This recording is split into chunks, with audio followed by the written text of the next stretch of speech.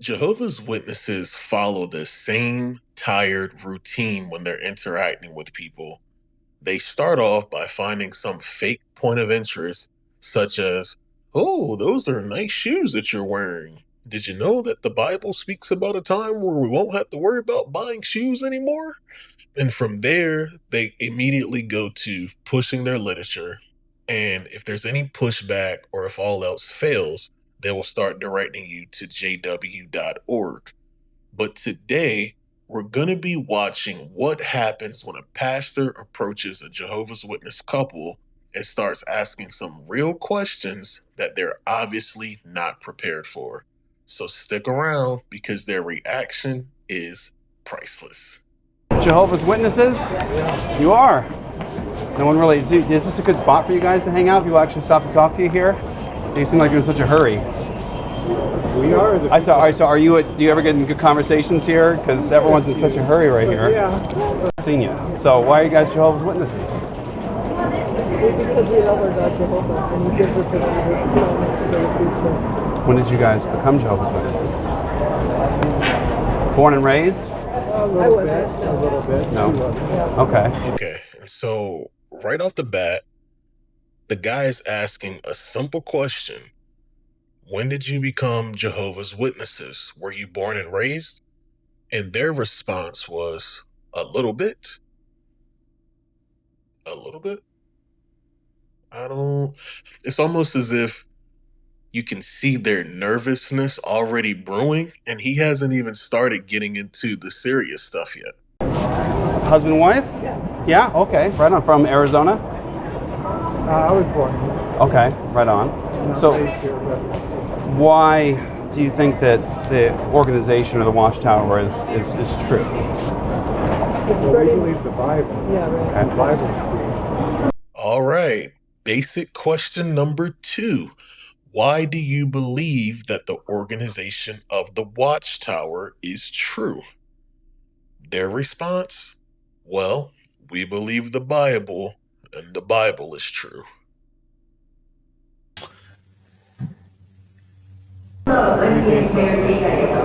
Okay. So what convinces you, though, about the Watchtower's particular version of Christ and the gospel? What has you so committed to it? What's convincing to you? It's the truth. Okay. Oh no, not another straightforward question.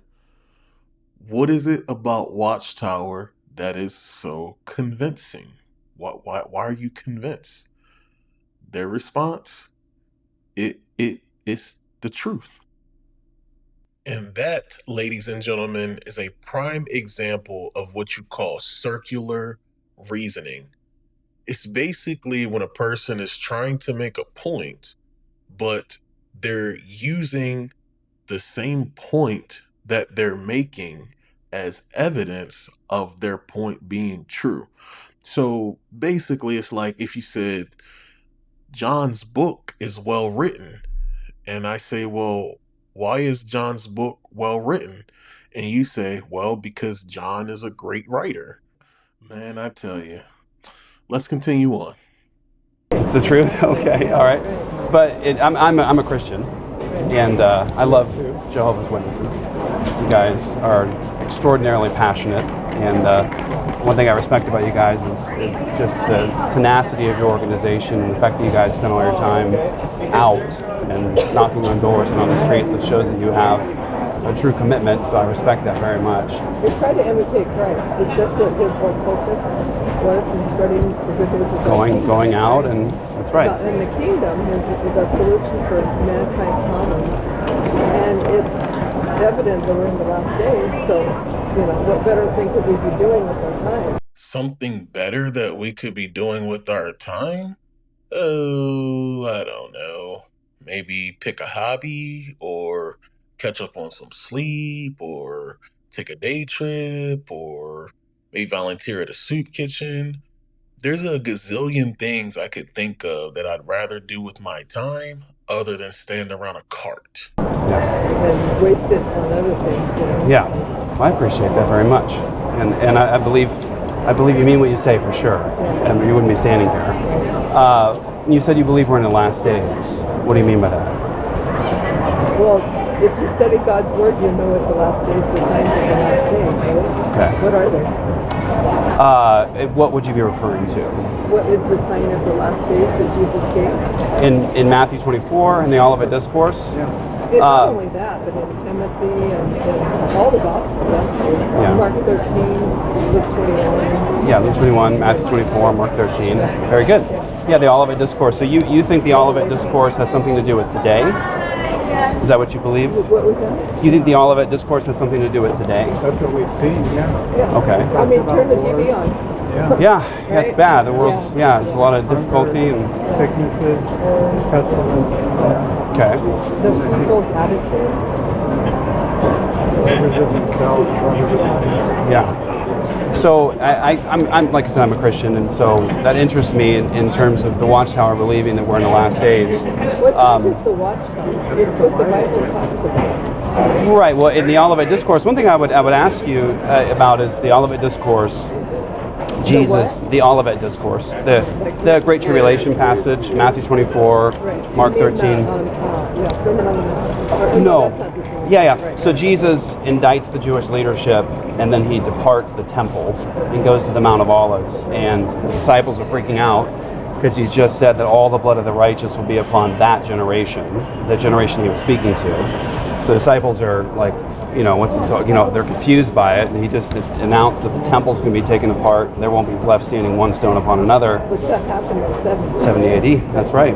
And so Jesus has denounced the leadership. He says the temple's going to be desolate, and then they're saying, what's the sign of your coming and the end of the age? Not the end of the world, at the end of the age. The system is Yeah, that Jewish system, the Old Covenant system.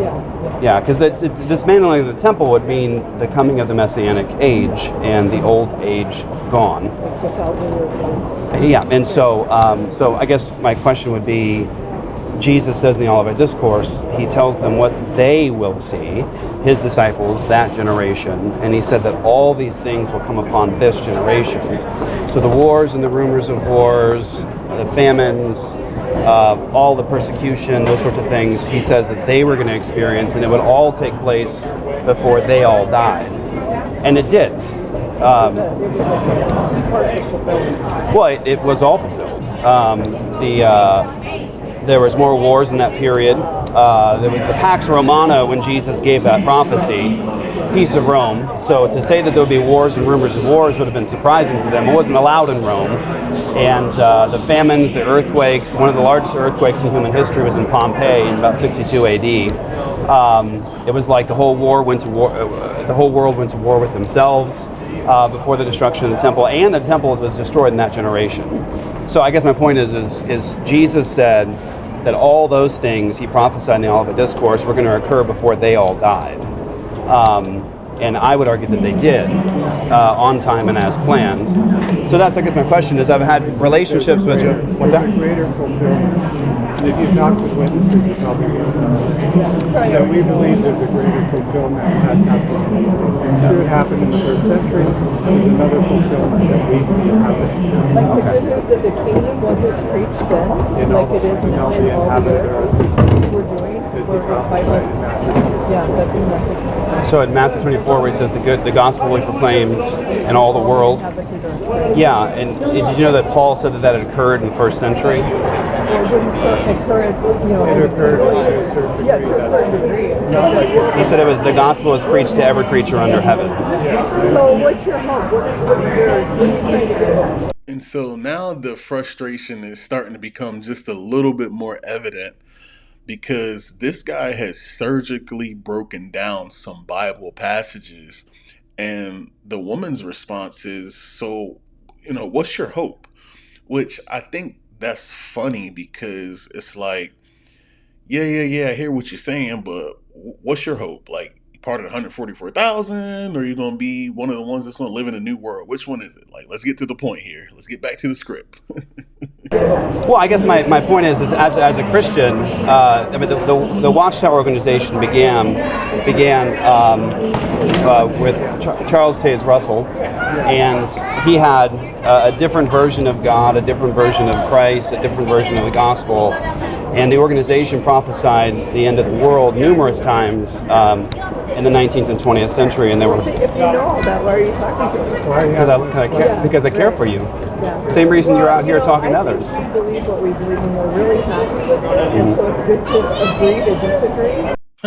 Well, so much for being kingdom evangelizers. This guy has been calm, logical, and really just trying to understand the basis for what it is that they're preaching.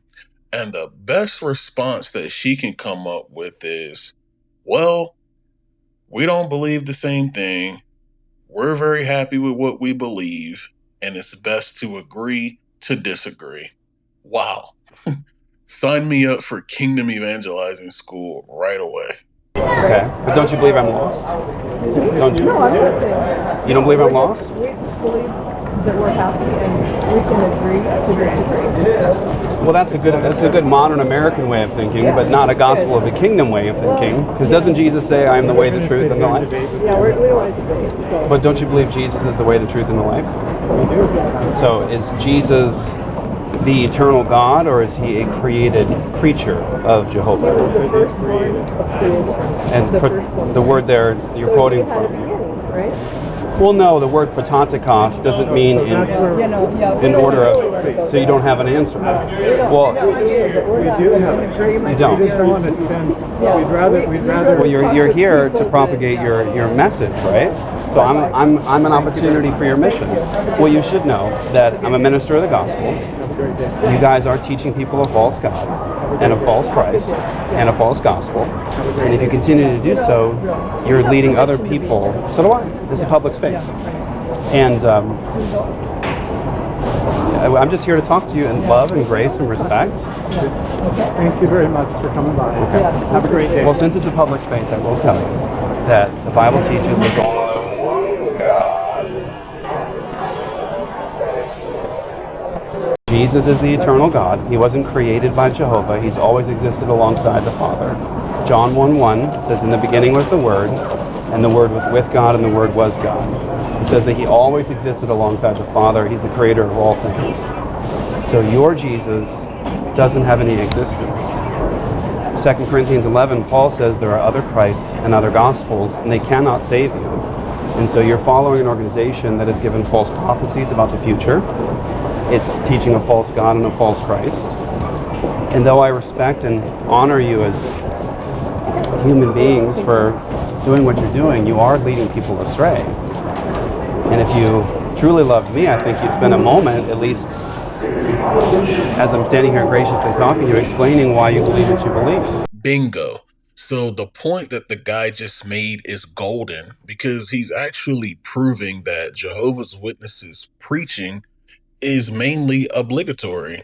Like they profess to preach out of love for neighbor, but if that was truly the case, then why is it they give up so easily? Like the guy said, if you truly love me, take a moment to explain to me why you believe what you believe. At one point, the guy even said, well, don't you believe I'm lost? Like, which is also a great point. Like, hey, if you saying that you got the truth and you think I'm a person who doesn't have the truth, break it down for me. Help me get the truth, will you? But instead, all he gets is, have a nice day. Because you're teaching. Sure, no, I'm going to leave. I'm going to leave, but you should know that the scriptures teach there is only one God. Well, Jesus said that he's the way, the truth, and the life, and there's only one way to God. And you're teaching people a false Christ and leading people astray. So I care for you, sir, and I do pray that you come to know the true Christ, the true gospel, because your organization teaches a different God and a different gospel.